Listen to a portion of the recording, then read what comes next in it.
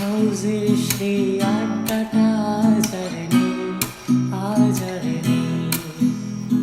কোথায় হারিয়ে গেল সোনালি বিকেলে গুলো সে আজ আর নেই।